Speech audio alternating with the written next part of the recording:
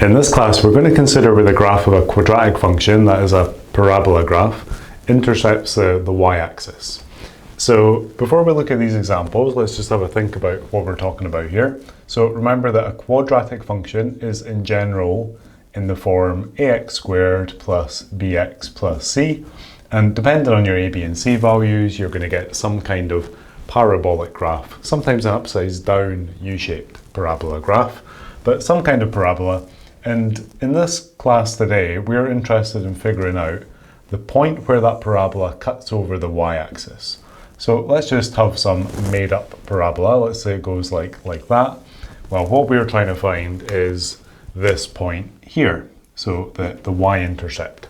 It's kind of the converse, I guess, of finding these points, the roots, which are sometimes referred to as the x-intercepts. And if you've already taken a class on that topic, then you'll remember that these points, because they lie on the x-axis, we already know that they've both got a y-coordinate of 0.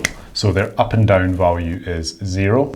So this guy and this guy have got a y-coordinate equal to 0. Similarly, but the other way around, if you're on the y-axis, then you must have an x-coordinate of 0. So the x-coordinate of this point has to be 0, regardless of whether it's here, here, here. Any point up and down the y-axis has got an x-coordinate of 0. Any point along the x-axis has got a y-coordinate of 0. That's a key fact that we're going to use to help us find this point. Because we know that by taking the x to 0, we're guaranteeing that we're going to find the point where the parabola has to be right on the y-axis. If we took an x value of something else, then we're going to be either over here, or if it's a negative x value, over here. So that's really the starting point. But that's true for all graphs, not only parabola graphs. It's true for straight lines, cubic functions, trigonometric functions, any kind of function basically. If you're trying to work with our graphs, know that if you're on the x-axis, your y value is 0. If you're somewhere up and down the y-axis, then your x value is 0. That's basically how we find x and y intercepts, regardless of the function involved. The bigger question here really is, how do we then find the y-coordinate? If we know that somewhere up and down on this y-axis our curve cuts over, we know the x is 0, the question is, how do we then find the y? Well, remember that coordinates are paired up. They come in a xy pair. To turn one coordinate into the other, in our case turning the x into the y, all we have to do is substitute that x into our original formula, like this guy or this guy or this guy. And that's going to allow us to then get the paired coordinate, the corresponding coordinate, which in this case will be the y coordinate.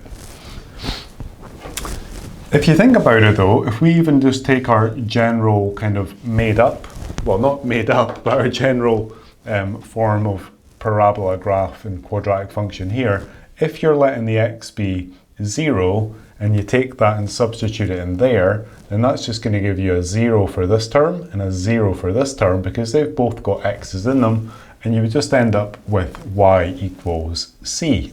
So in other words, whatever this end number is always just going to be your y-intercept. So whatever that number comes out to be, c I guess we'll call it, goes in there. That's fine for when you've got a trinomial, like these two guys. We can just basically look at these now and say the y-intercept is at 0, 7, and the y-intercept is at 0, minus 2. That's fine. But you're not always going to have trinomial formats. Like this guy here is written in completed square form, so we're going to have to work a little harder for that guy there. So taking that theory and putting it over to these examples, which we've pretty much already now figured out, but just to go through them kind of formally. So we're trying to find the y-intercept, so we're going to say something like let x equal 0. So we're substituting x as 0 into there. Just to do it formally, we would get y equals 0 squared minus 4 times 0 plus 7. Of course, these guys go both to 0, and you just get y equals 7. A really common mistake in these questions, even though they're fairly easy for a question like that, is to only write that as your final answer. But remember, the question's probably going to be worded as find the coordinates of the y-intercept. Well, the coordinate is not just 7, the full coordinate is 0, 7. So be sure to write it as a full coordinate pair. I see that all the time, that students leave the answer at that point. You would only lose like 1 mark for that, but still every mark counts, right? Same idea over here. We can just, in trinomial format, say we're going to let x equals 0. Let's not bother substituting all the numbers in this time. We know that if we put 0 and 0, we're going to get -2. So we get y equals -2, giving us the pair, I'll do this one in red as well, of 0, -2.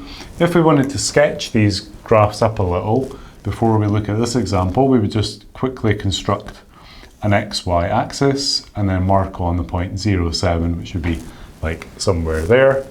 And then the same over here, just quickly construct an xy axis and mark on the point at -2, which might be there. Bit of a problem here though. I mean, that's fine to give us these points, but we've got no idea where the parabola goes. Does the parabola go like through there like this way, or does it turn over here and go up that way? So is it like this, or is it maybe like this? All that we know is that that is the y-intercept. It might even be an upside down parabola potentially and go like that. In this case, we know it's not upside down because that term is positive, but just to highlight the point that we don't know just by the y-intercept what the graph looks like.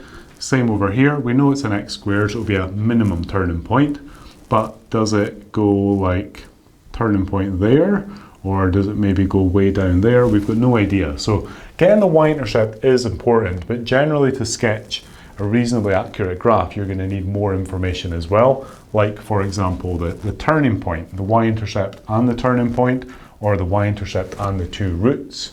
More information basically than just the y-intercept.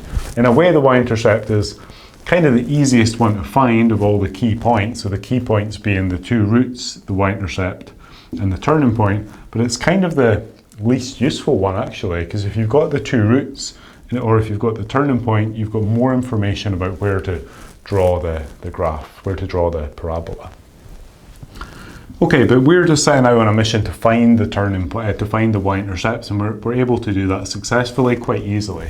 Let's turn to the final example. So for the first two examples, actually, we basically said that these numbers on the end, if you're in trinomial format, these numbers on the end are the number which gives you the full coordinate of the y-intercept.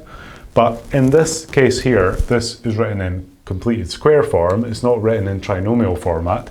It's very tempting, and a lot of students do take the idea from these and just say, well, is this guy here, the 5, is that not just the same thing? Is that not going to be the y-intercept? It doesn't quite work like that this time, because we only said it was the end number here, because when we put a 0 in here, they disappear. And the same, these guys disappear when the x is 0. So we just basically go through the same thing. We just say let x be 0, because that's all we know about the y-intercept point, is that the x coordinate is 0, and substitute that in. It's just a more demanding substitution, I guess. So we go 0 minus 2 squared. And we can see that this is not going to disappear. So it's not going to be all 0, leaving you with just 5. 0 minus 2 is minus 2. So we're going to get minus 2 in a bracket, squared. But minus 2 squared is positive 4. So you're going to get positive 4 plus 5 to give you 9. So the full coordinate of the y-intercept of this parabola would be at 0, 9, which is not obvious at all looking at the original format. These guys you can look at and go, yeah, it's 7. This guy, it's minus 2. Without a lot of experience, you wouldn't look at that and go, oh yeah, it's 9, it's definitely 9. So different format requires a slightly different end technique, but the same starting technique. This is going to be your starting point for either format. And the same if this was written in some other way, then you would still do the same thing. You would just let x be 0 and then just work through from there. So for this guy, again, we could draw a little sketch just to say that the y-intercept is at 9, which would be up there somewhere, and then we would need more information. Because this one's in completed square form, we do actually know the turning point, which is 2, 5. So that point was at 0, 9, 2, 5, 2 along, 5 up is somewhere like maybe there. So for this one, we do actually know that the parabola goes exactly like that. So we don't need to speculate as to where the parabola might be. having that extra information now has allowed us to draw a pretty decent parabola.